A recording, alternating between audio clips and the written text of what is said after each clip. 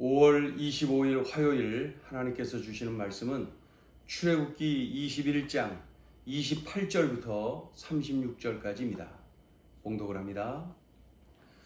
소가 남자나 여자를 받아서 죽이면 그 소는 반드시 돌로 쳐서 죽일 것이요 그 고기는 먹지 말 것이며 임자는 형벌을 면하려니와 소가 본래 받는 버릇이 있고 그 임자는 그로 말미암아 경고를 받았으되 단속하지 아니하여 남녀를 막론하고 받아 죽이면 그 소는 돌로 쳐 죽일 것이고 임자도 죽일 것이며 만일 그에게 속죄금을 부과하면 무릇 그 명령한 것을 생명의 대가로 낼 것이요 아들을 받든지 딸을 받든지 이 법규대로 그 임자에게 행할 것이며 소가 만일 남종이나 여종을 받으면 소 임자가 은 30세겔을 그의 상전에게 줄 것이요 소는 돌로 쳐서 죽일지니라. 사람이 구덩이를 열어 두거나 구덩이를 파고 덮지 아니하므로 소나 나귀가 거기에 빠지면 그 구덩이 주인이 잘 보상하여 짐승의 임자에게 돈을 줄 것이요 죽은 것은 그가 차지할 것이니라. 이 사람의 소가 저 사람의 소를 받아 죽이면 살아있는 소를 팔아 그 값을 반으로 나누고 또한 죽은 것도 반으로 나누려니와 그 소가 본래 받는 버릇이 있는 줄을 알고도 그 임자가 단속하지 아니하였으면 그는 소로 소를 갚을 것이요 죽은 것은 그가 차지할 것이니라. 하나님이 주신 이 율법의 내용이 아주 상세합니다. 어제 우리가 본 내용은 사람과 사람과의 관계에서 벌어진 그 갈등 그리고 갖가지 문제들을 어떻게 해결할 것인가, 거기에 이제 초점이 맞춰져 있었는데 오늘 본문은 이 짐승과 관련된 문제들, 짐승과 관련된 이런 문제들을 어떻게 해결할 것인가, 그거에 관한 말씀을 하나님께서 주십니다. 오늘 본문 굉장히 상세하게 나와 있는데 보면요, 먼저 소가 사람을 들이받아서 죽였어요. 소가 사람을 들이받아 죽였어요. 그러면 어찌하랍니까? 그 소를 돌로 쳐 죽여라. 그리고 그 소는 고기를 먹지 말라. 그리고 소의 임자는 형벌을 받지 않는다. 단지 소만 죽이라는 거예요. 소가 사람을 들이받았어요. 그래서 소만 죽이라는 거예요. 그런데 이 소가 본래 들이받는 버릇이 있다는 것을 알았어요. 그런데도 불구하고 이 주인이 단속하지를 않았어요. 그런 중에 사람을 들이받아서 죽였단 말이죠. 그러면 상황이 달라지는 거예요. 그 소를 돌로 쳐 죽이는 거 똑같고 그 소 고기는 먹지 않는 거 똑같고 거기다가 어떻게 해요? 그 소의 임자도 죽여라. 이미 그 소가 들이받는 버릇이 있다는 것을 알았으면서도 단속을 하지 않았어요. 방치했어요. 그래서 이렇게 된 것이죠. 그러니 그 소의 임자도 죽여라. 엄격합니다. 그런데 그런 상황에서 만약에 이 소의 임자가 속죄금을 낸다면은 죽이지는 말아라. 목숨은 살려주는 거죠. 그러나 이 목숨의 대가인 이 속죄금이 얼마나 크겠습니까? 그러니까 이제 이 속죄금을 내면은 죽이지는 말아라. 자, 그리고 이 소가 남의 남종, 여종, 이 남의 그 종을 들이받았다. 종을 들이받았다. 그러면은 소 임자가 은 30세겔을 그 종의 상전에게 보상하라. 그리고 그 소는 돌로 쳐 죽여라. 이러한 내용이 쭉 기록이 되어 있습니다. 또 사람이 구덩이를 열어두거나 또 구덩이를 팠다가 덮지 않아서 남의 집 짐승이 거기에 빠졌어요. 소가 빠지고 나귀가 빠지고 이러한 남의 집 짐승이 어느 누군가의 잘못으로 부주의로 그만 구덩이에 빠져서 죽었어요. 그러면은 구덩이 주인이 그 짐승의 임자에게 보상하라. 그 값을 지불해야 된다는 거예요. 그리고 죽은 짐승은 그가 차지하라. 그러니까 만약에 소가 빠졌다 그러면은 빠진 소 값을 지불하고 그곳에서 구덩이 안에서 죽은 소는 구덩이 주인이 챙기라는 거죠. 자, 그 다음에 이 사람의 소가 저 사람의 소를 들이받아서 죽였어요. 사람은 없었는데 소끼리 이렇게 옥신각신 하다가 그만 들이받아서 죽였어요. 그렇다면은 살아있는 소를 팔아서 두 집에서 나누어 가져라. 물론 죽은 소도 반씩 나누어 가져라. 그렇습니다. 합리적이죠? 그러나 소끼리 그랬으니까 그냥 그 살아있는 소를 팔아서 반씩 나누고 죽은 소도 반씩 나누고 그렇게 하라는 소끼리 그랬으니까.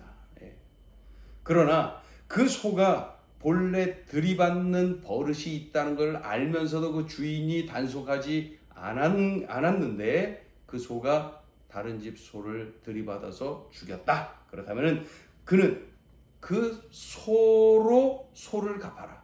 그러니까 그 죽은 소 주인에게 그 소 값을 그대로 지불하라는 것이죠. 물론 그때 죽은 소는 이 지불한 사람이 가져가면 되죠. 그러니까 그대로 고스란히 물어주라는 거예요.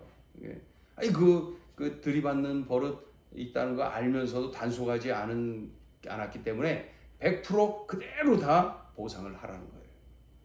그러나 그런 소가 아니라는 것, 만약에 그런 들이받는 소가 아니었는데 소끼리 그렇게 있다가 들이받았다. 그런 경우는 살아있는 소를 팔아서 반씩 나누고 죽은 소도 반씩 나누고 소끼리 그랬으니까 그렇다는 거죠.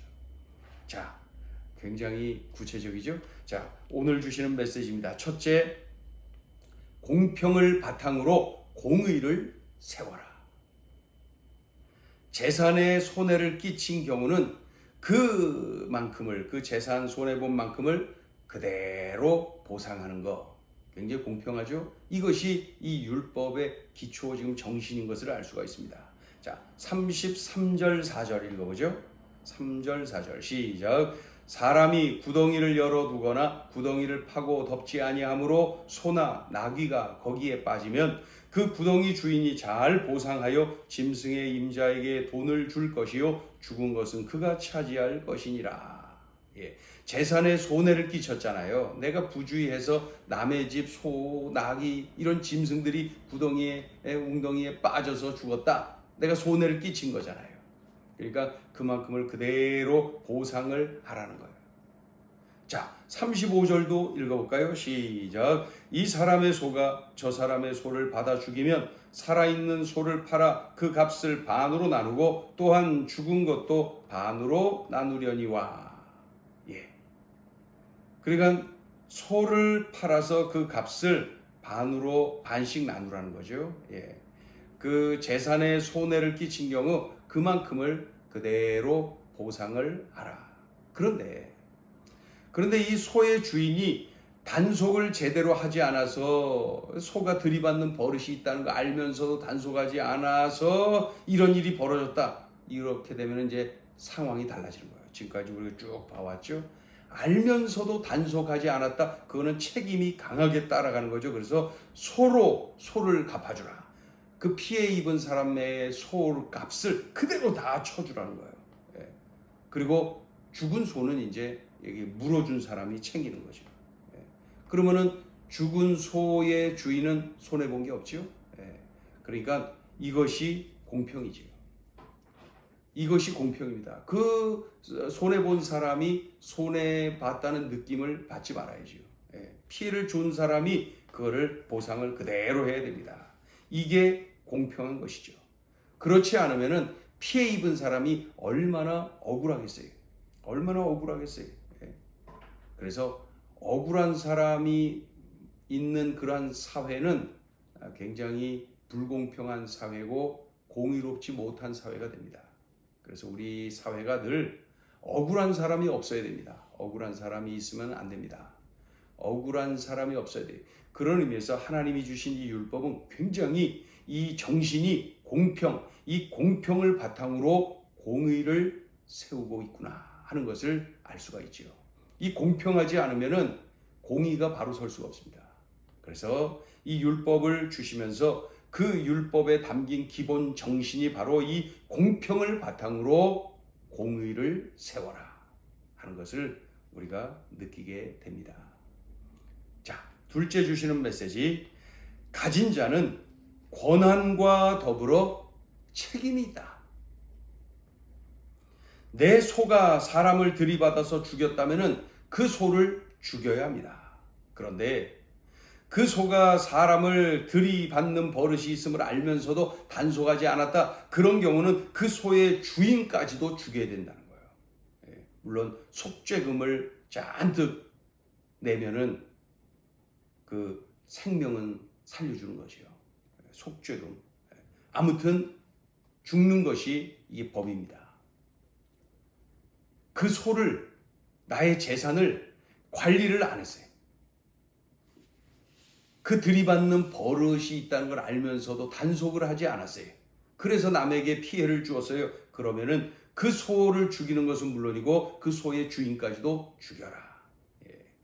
그러니까 이 중요한 것은 가진 자는 권한과 더불어 책임이 있다는 거예요. 그 소를 가졌다는 것은 재산이 있다는 거고 좋은 것 아닙니까? 그런데 그 소를, 그 재산을 가짐으로 말미암아 내게 권한이 주어지는 거죠. 뿐만 아니라 동시에 책임까지도 주어진다는 것을 알아야 됩니다. 내게 물질이 있고 내게 재산이 많고 그렇다면은 권한이, 특권이 대단한 거예요. 그러나 동시에 내게 책임이 있다. 책임이 있다라는 사실도 알아야 됩니다. 이렇게 소가 사람을 들이받아서 죽였다, 이런 경우에도 그 말씀이 적용이 되고요. 또 소가 남의 소를, 내 소가 남의 소를 들이받아 죽였어요. 이런 경우도 똑같은 방식으로 소들 자기들끼리 뭐 이렇게 하다가 들이받았다, 그래서 죽었다, 그러면 이제 뭐 반반 나누고 뭐 아까 말씀드렸죠. 그런데 들이받는 거, 그리고 껐다가면 들이받는 거 알면서도 단속하지 않았다면은 철저하게 그 피해 입은 사람에게 보상을 해야 되는 것이죠. 그것은 무엇을 의미합니까? 소를 가진 자, 즉 재산이 있는 자, 물질이 있는 자에게는 책임이 뒤따른다. 책임이 뒤따른다. 하나님이 내게 주신 물질, 하나님이 내게 주신 이 재산 관리를 잘해야 합니다. 사용을 잘해야 됩니다. 나의 재산으로, 나의 물질로 남에게 피해를 주면 안 됩니다. 이거 중요한 내용이죠. 그래서 내게 주신 이 물질, 내게 주신 이 재산을 선하게, 의롭게 사용해야 된다. 그래야 된다는 거예요. 그래서 명심해야죠. 가진 자는 권한과 더불어 책임이 있다. 책임이 있다. 이것이 바로 하나님이 주신 이 율법의 기본 정신입니다. 이게 다 지금 소 이야기에 소가 어디 들이받고 뭐 이게 다 있었지만 중요한 것은 그거 다 재산이거든요. 내게 있는 물질이거든요. 그 가진 자는 권한이 있어서 좋지만은 동시에 책임이 있다는 거. 책임이 있다는 거. 그래서 우리 사회도 물질을 많이 가진 부자들이 그 명심해야 됩니다. 이 물질은 내게 주신 정말 좋은 특권이고 권한인 거 분명하지만 동시에 우리 사회를 향한 책임이다. 이 사회를 향한 사명이다. 그런 것까지도 우리가 볼 수가 있어야 됩니다. 오늘 율법에 담긴 소중한 정신, 우리들의 삶에 잘 적용하고 살아내야 되겠습니다. 기도합니다. 하나님 아버지, 사람과의 관계 속에 문제가 있고 그 문제를 해결해야 되고, 또 이렇게 짐승들과의 관계 속에서도 이러한 어려움들이 있었고, 또 그런 중에 참으로 어떻게 해결해야 될지를 하나님이 구체적으로 알려주셨습니다. 하나님, 지금 시대가 많이 흐르고 또 상황이 너무나도 다른 그러한 시대에 우리가 살고 있지만 중요한 것은 이 율법에 담겨 있는 정신, 이것을 우리가 명심하고 살아내야 되겠습니다. 하나님, 오늘 주신 이 말씀을 내 삶에 잘 적용하여서 이 말씀이 응하여지는 복을 누리게 도와주시고 이 말씀을 살아내어 주의 영광을 드러내며 주님이 원하시는 옳은 길, 의의 길, 바른 길 가게 하여 주시옵소서. 예수님의 이름으로 기도 올리옵나이다. 아멘.